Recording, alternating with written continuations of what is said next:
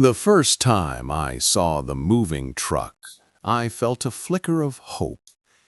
It's a strange thing, at 76, to feel hope about something as mundane as a new neighbor. You'd think I'd be beyond such novelties. But after 4 decades on this quiet, maple-lined stretch of Cedar Lane, where the most exciting event was usually the biannual arrival of the gutter cleaners, the prospect of new life felt like a gentle promise. A young family, perhaps, a couple starting out, someone who would appreciate the deep, abiding silence that falls over our street after 9 p.m., broken only by the rustle of leaves and the distant, lonely call of a train whistle. That hope was a dry leaf, and Derek crushed it under the heel of his work boot on his very first day. I was in my study, a room that smells of old paper, lemon polish, and the rich, earthy scent of the geraniums on the windowsill. The gentle scratch of my fountain pen filling in the day's crossword was the only sound. Then the roar of a diesel engine shattered the afternoon calm. Not the polite hum of a modern vehicle, but the aggrieved bellow of a truck that had been modified for maximum auditory offense. I watched from my window as it lurched to a stop, not in the driveway of the old Henderson place across the street, but half on my lawn. The door swung open, and he unfolded himself from the driver's seat. He was maybe 40, with the strutting confidence of a man who believes the world is a stage erected solely for his performance. He wore a tight-fitting t-shirt that seemed to be straining to contain his physique, and he immediately planted his hands on his hips, surveying the street as if he'd just conquered it. I gave him the benefit of the doubt. A simple mistake in the chaos of moving. I finished my clue, 7 letters for serene, closed my puzzle book, and made my way outside. The August sun was warm on my thin cotton shirt. "Afternoon," I called out, my voice sounding reedy even to my own ears. He turned, his eyes scanning me from my warm leather slippers to my thinning white hair. A slow, condescending smile spread across his face. "What can I do for you, Pops?" I gestured to the deep tire ruts his heavy truck had pressed into my emerald Kentucky bluegrass. "I think you've mistaken my lawn for your driveway. It's just there," I pointed helpfully. He laughed out a short, sharp laugh, a sound with no humor in it. "Relax, will ya? It's just grass. I'll be out of your hair in 5 minutes. Got a big sectional to move." The dismissal was as jarring as the noise. "It's not about the time," I said, keeping my tone even. "It's about the ruts. And it's my lawn." His smile didn't falter. It just became more of a smirk. He took a step closer, and I caught the faint sour scent of yesterday's beer. "Look, old-timer, this isn't the 1950s. Nobody cares about a perfect lawn anymore. It's a waste of water." He clapped a heavy hand on my shoulder, a gesture of false camaraderie that felt more like a threat. "Why don't you go back inside? Watch some Matlock. I've got work to do." He turned his back on me, just like that. The conversation was over. I stood there for a moment, the imprint of his hand a phantom weight on my bony shoulder, the smell of diesel and arrogance clogging my nostrils. I looked down at the wounded grass, each blade crushed and weeping its own tiny green tragedy. I didn't say another word. I just turned and walked back into my house, the screen door clicking shut behind me with a sound of finality. That was the beginning, the first crack in the dam. The noise started that very night. It wasn't the muffled thump of a television or the faint strains of a dinner party. It was a full-blown, wall-shaking bass line that seemed to emanate from the very foundations of his house. It vibrated the water glass on my nightstand. It rattled the panes in my windows. I lay in bed staring at the ceiling, the rhythmic thumping a mockery of my own heartbeat. This was no one-off housewarming. This was a declaration. I tried again a few days later. The music had blared until 2 a.m., and I'd gotten maybe an hour of fractured sleep. I marched over in the morning, the lack of rest making my hands tremble slightly. I rang the bell. The door was answered by a bleary-eyed Derek, holding a mug of coffee. "The noise," I said, my voice tight. "Last night, it was exceptionally loud. It keeps me awake." He took a slow sip of his coffee, his eyes glinting. "You should try earplugs, or maybe a white noise machine. My grandpa uses one. Works like a charm." "I shouldn't have to soundproof my own home in my own neighborhood," I replied, the heat rising in my neck. "Neighborhoods have people, man. People make noise. Maybe you'd be happier in a retirement community. I hear they have bingo." He gave me that smirk again, the one that made my knuckles ache. "Now, if you'll excuse me, I've got a headache." And he closed the door in my face. I stood on his porch, the morning sun feeling cold on my skin. The anger was there, a hot, sharp stone in my gut, but beneath it, something colder and more determined was forming. This wasn't just a rude neighbor. This was a man who saw my age as a weakness, my peace as an inconvenience, my existence as an irrelevance. He was a bully, and I had learned, over 76 years, that bullies only understand one language: consequence. I called the police that next weekend after another seismic party. A young officer came, spoke to Derek, and then came to my door. "I've asked him to keep it down, sir," the officer said, his expression weary. "He said he would. There's not much more I can do for a first noise complaint." I thanked him and watched him drive away.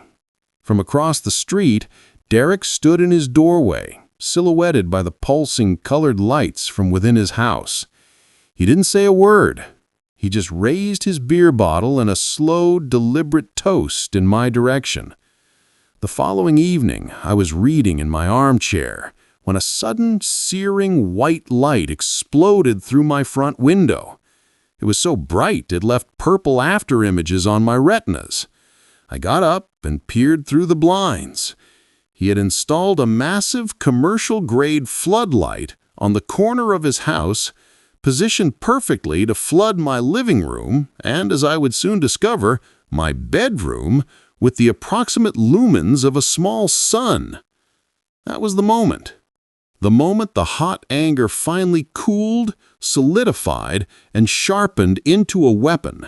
The smirk, the noise, the ruts in the lawn, the slammed door, the mocking toast, they were all kindling. That floodlight was the match. I did not yell. I did not go over and pound on his door. I did not call the police again. I went down to my basement. It's a place I rarely go these days. It smells of damp concrete and memories.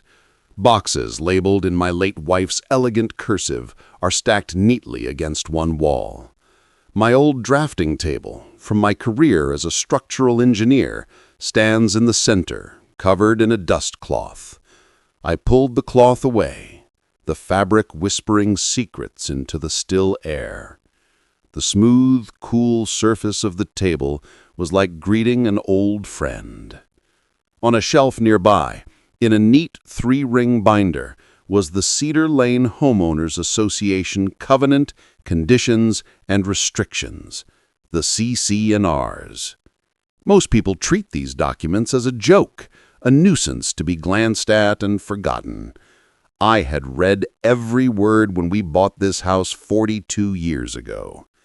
I believed in order. I believed in structure. I believed that a society, even a micro-society of 30 houses, functions best when there are agreed-upon rules. I sat at the drafting table under the single bare bulb, and I began to read. Not as a homeowner, but as a strategist. I was no longer Arthur, the retired old man. I was a general, studying the terrain and the rulebook of engagement.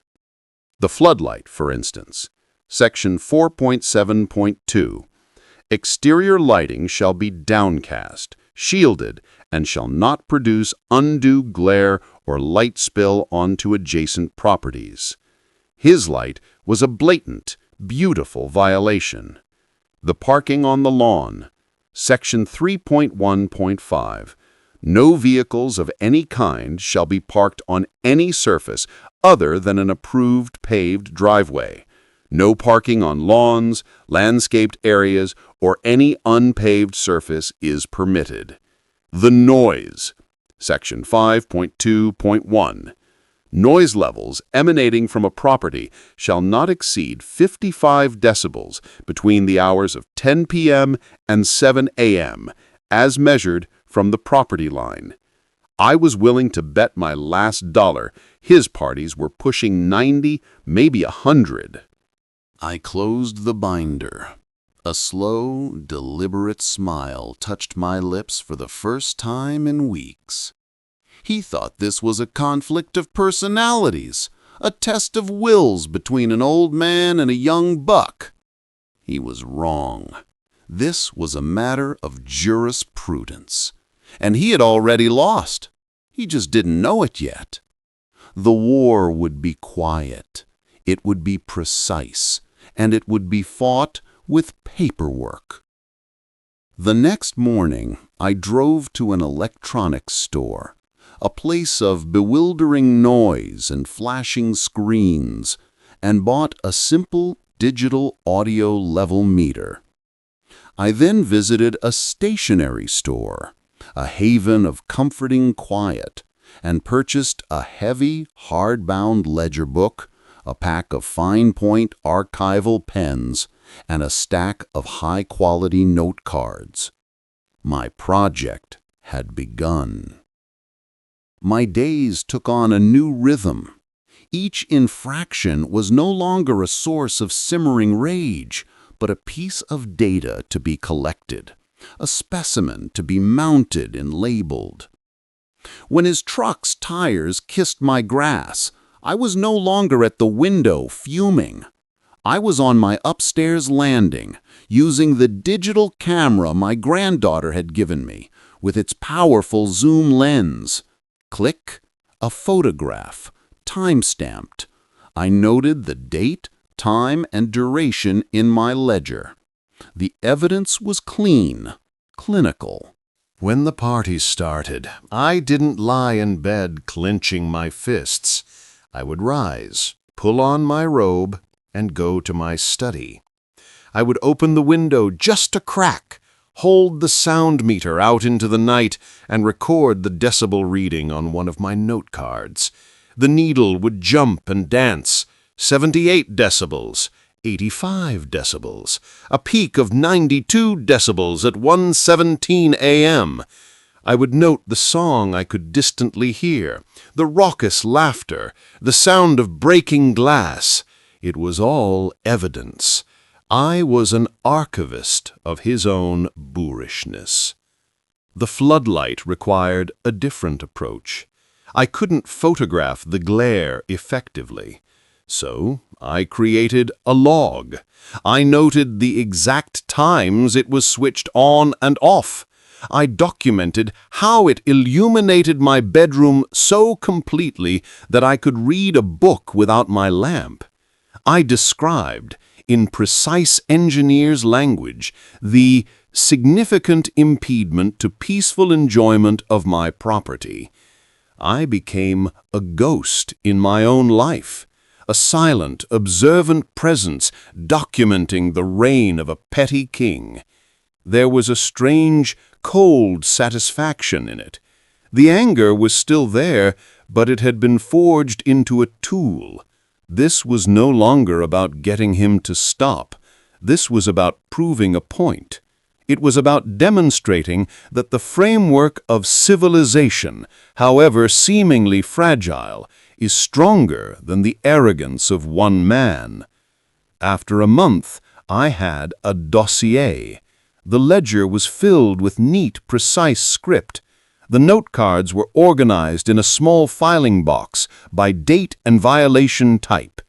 The digital camera held dozens of damning photographs. It was time to engage the system.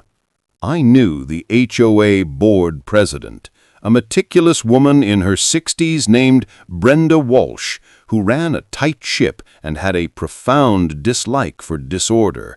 I didn't go to a public meeting. I requested a private appointment under the guise of discussing community standards.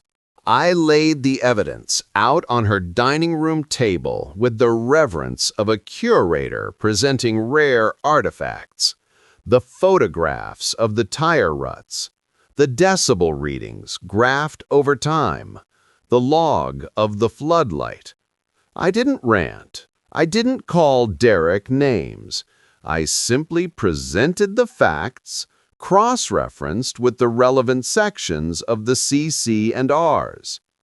"It's a pattern, Brenda," I said calmly, "a sustained and willful disregard for the covenants we all agreed to. It sets a precedent.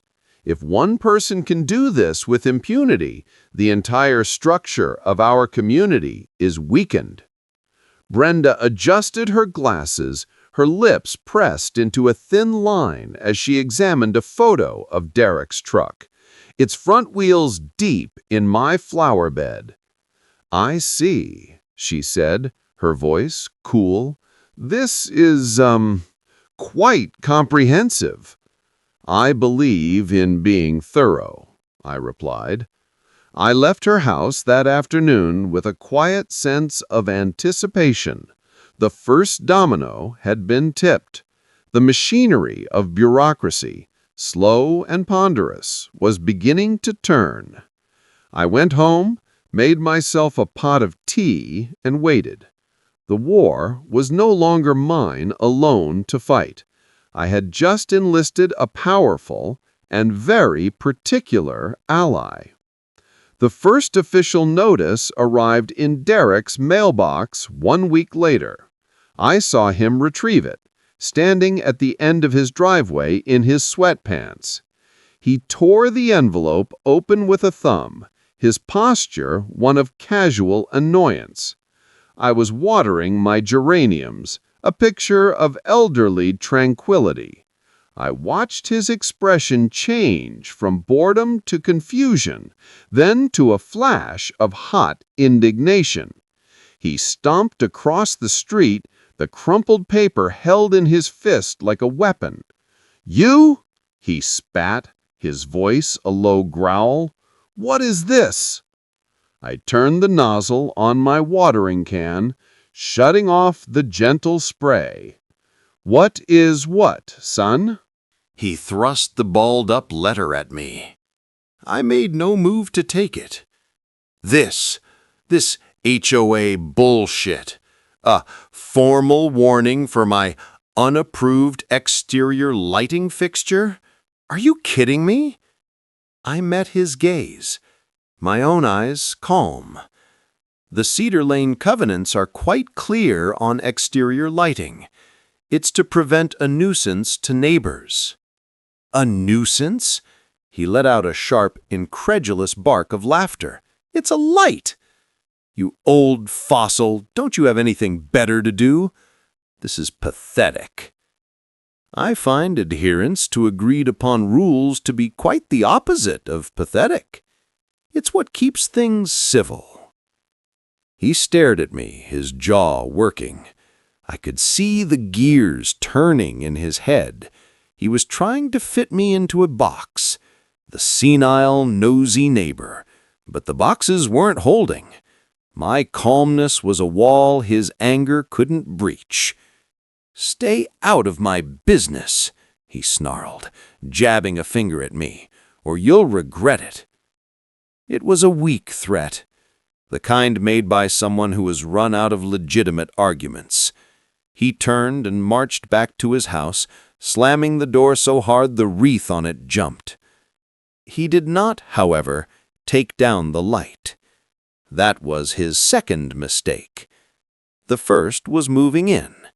His second was underestimating the persistence of a bored, principled old man with a meticulously kept ledger. The HOA's process was as elegant and merciless as a pendulum. The warning was followed by a fine for non-compliance. A week after that, the city inspector, acting on an anonymous complaint regarding a potential zoning violation for the unpermitted commercial-grade fixture, left a bright orange notice on his door. Derek was now fighting a war on two fronts. I continued my documentation. The parties, perhaps tempered slightly, still regularly breached the noise ordinance. His truck still frequently found its way onto my lawn. Each instance was another line in my ledger, another photograph, another note card. I was a scribe, recording the history of his own undoing. The real turning point came with the boat. It was a hulking, white fiberglass thing, an ostentatious cabin cruiser that he towed home one Friday afternoon and parked, not in his already crowded driveway, but on the street directly in front of my house, blocking my view of the stop sign.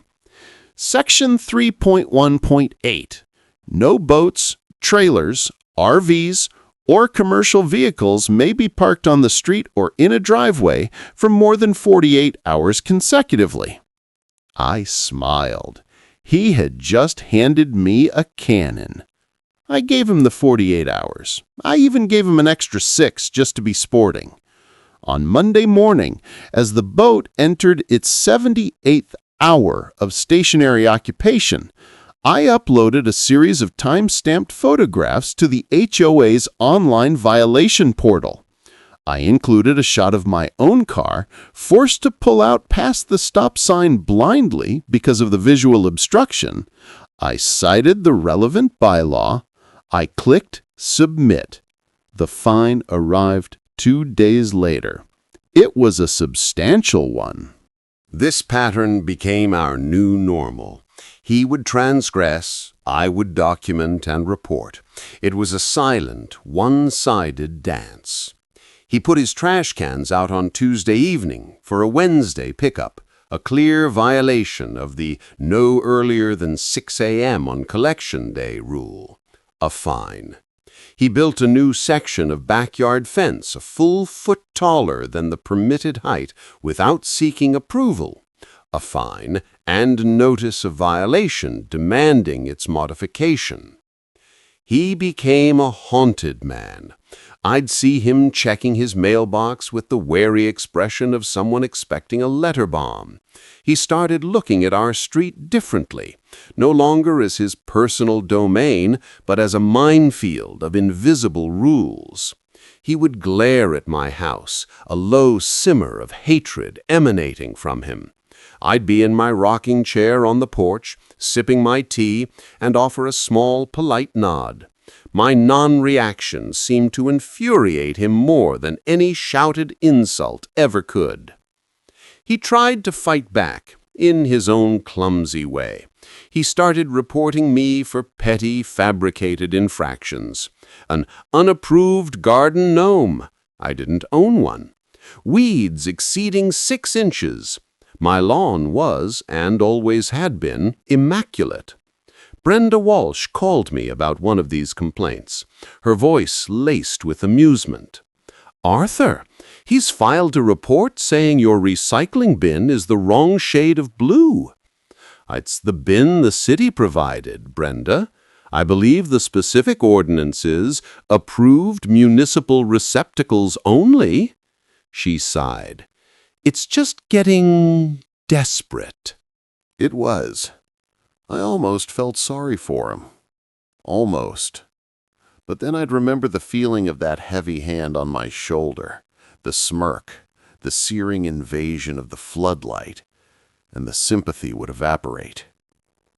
The climax of this phase of our war was the Great Leaf Blower Incident. It was a crisp Saturday morning in October. The maple trees had shed a brilliant crimson carpet over both our properties. I was out early, as was my custom, using a rake.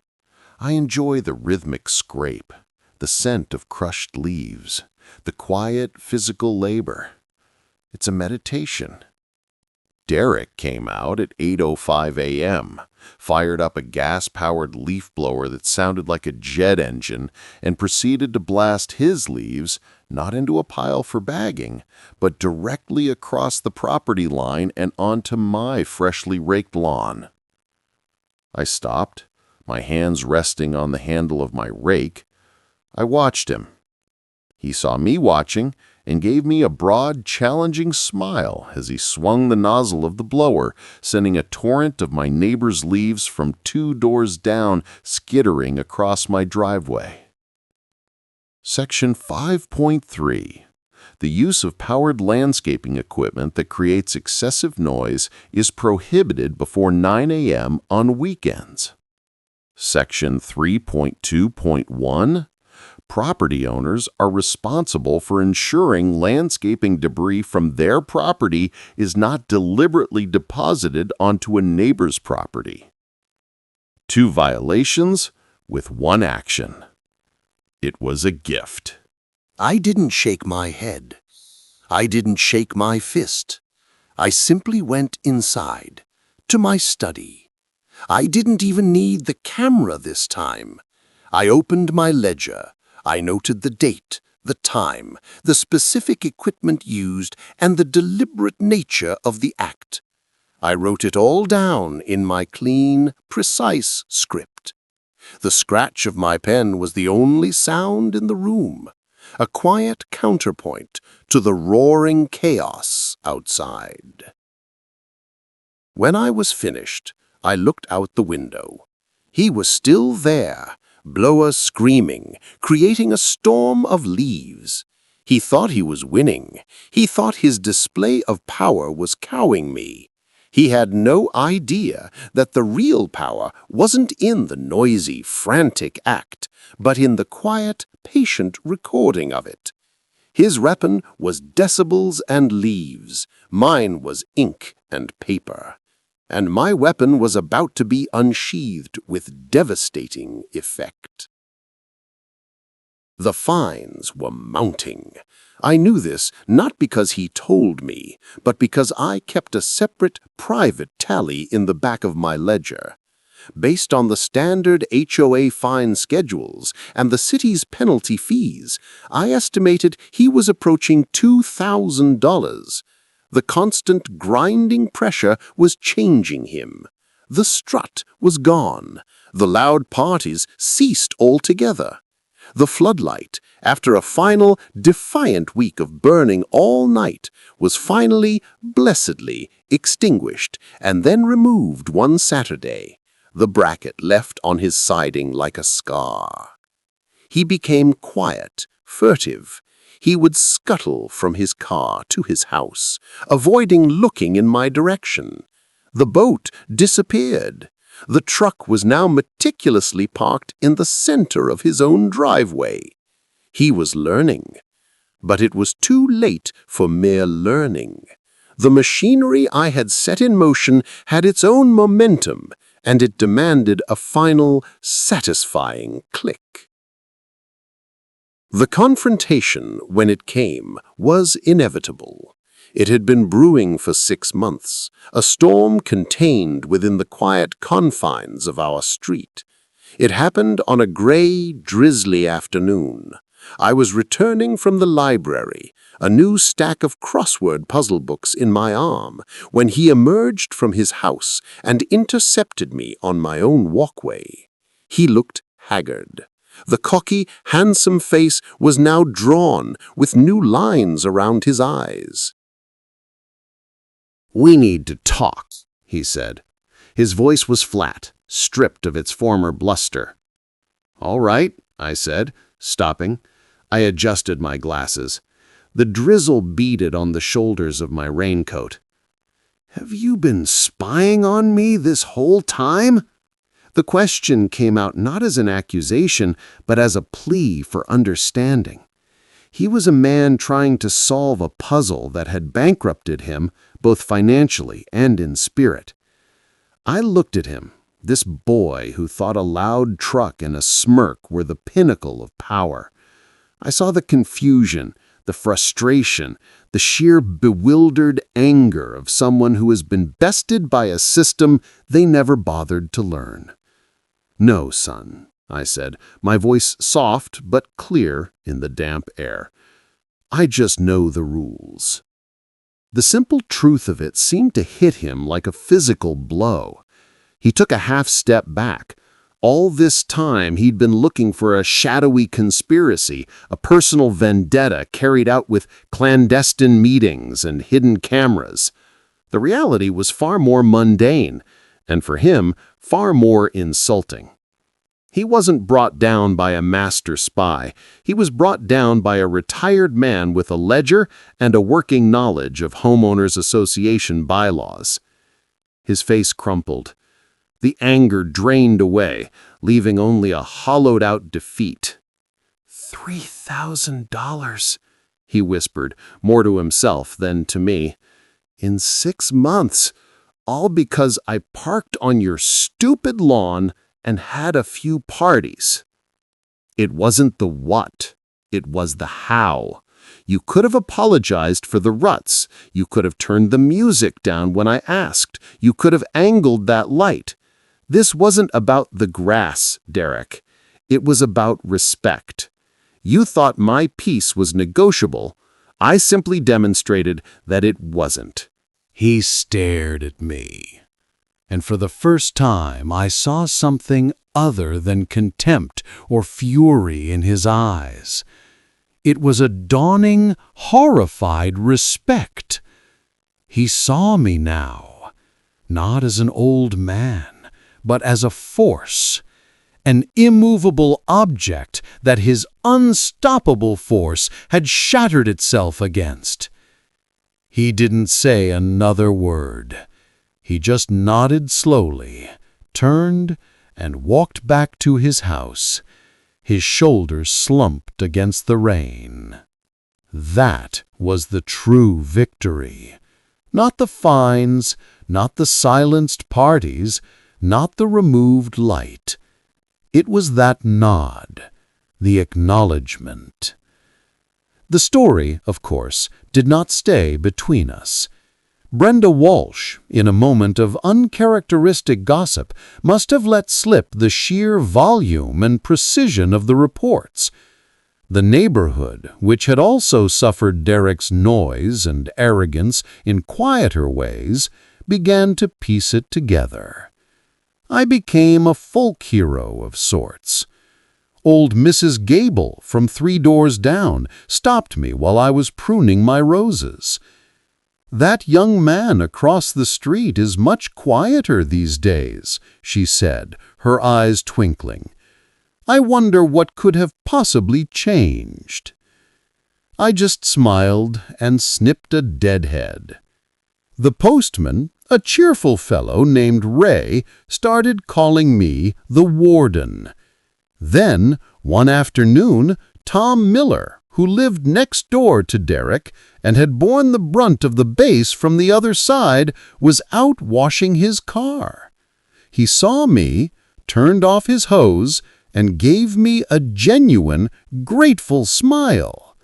He said, "Mr. Payback," with a respectful nod. The name stuck. Now Cedar Lane has returned to its former serenity. The maples have lost their leaves and are budding again with the promise of spring. The silence at night is deep and complete.